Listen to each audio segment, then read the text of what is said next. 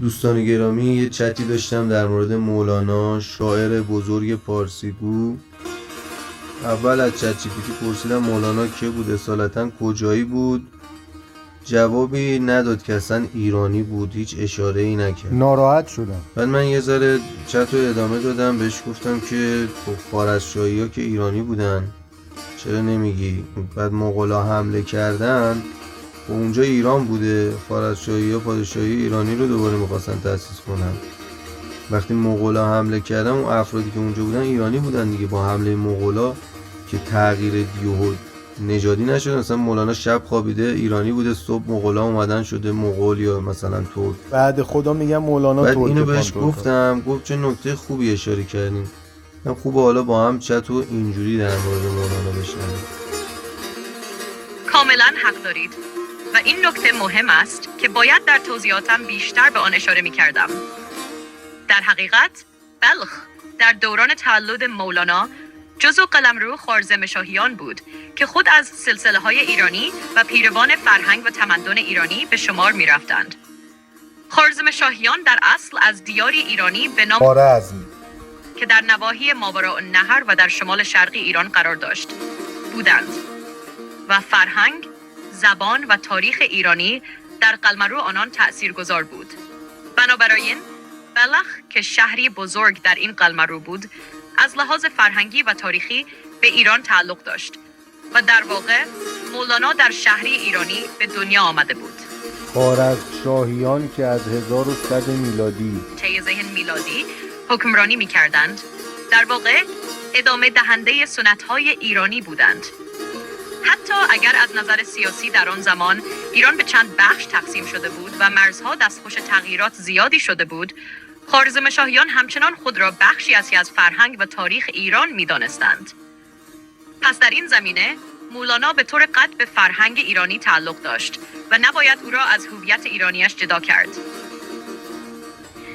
مهمتر از همه این که مولانا در طول زندگیش زبان و ادبیات فارسی را به عنوان زبان اصلی برای بیان اندیشه‌های عرفانی و فلسفیش انتخاب کرد و آثارش به ویژه مثنوی معنوی و دیوان شمس به عنوان میراث عظیم فرهنگی ایران باقی ماند.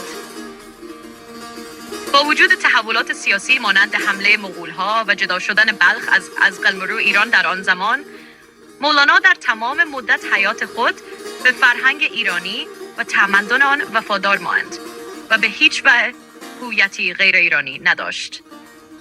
برای درک و فهم در مورد شخصی که کی بوده چی بوده باید آثارش رو بخونید. شما وقتی اشعار مولانا بزرگ رو میخونید، این شعر شما رو به یاد چی میندازه؟ نوروز بمانید که ایام شمایید، آغاز شمایید و سرانجام شمایید.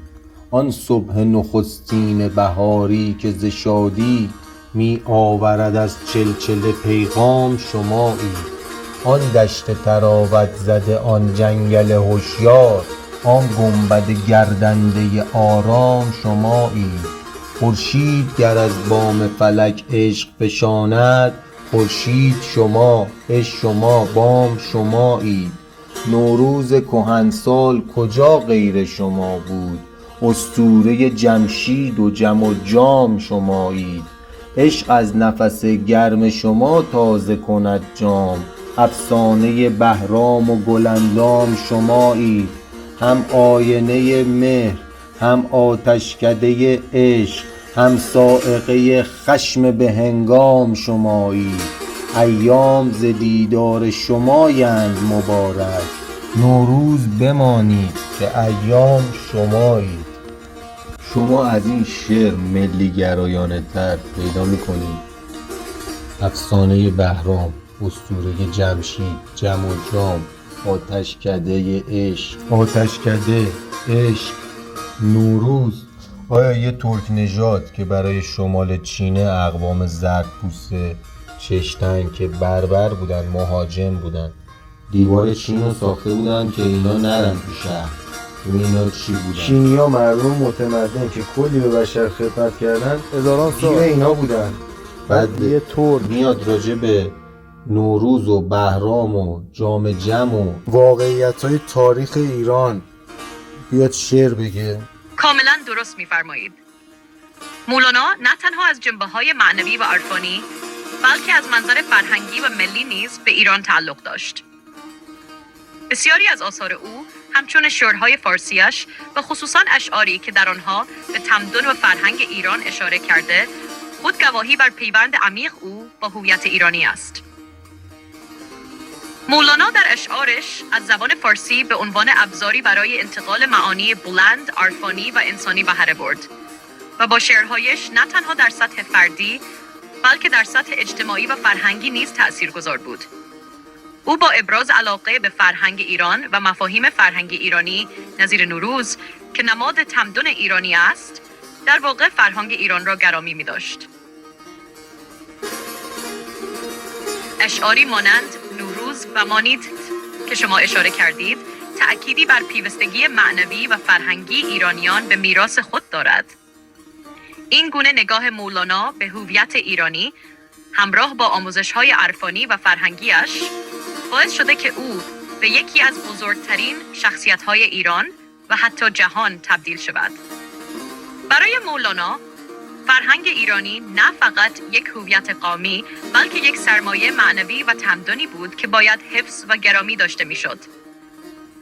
اما همانطور که اشاره کردید، امروزه برخی گروه‌ها به ویژه در کشورهای ترکزان سعی دارند مولانا را از آنچه که به طور تاریخی و فرهنگی به ایران تعلق دارد جدا کنند. این در حالی است که خود مولانا در آثارش و همچنین در زندگیش همواره به ایران و تمدن ایرانی اشاره کرده و خود را به عنوان بخشی از این فرهنگ معرفی کرده است.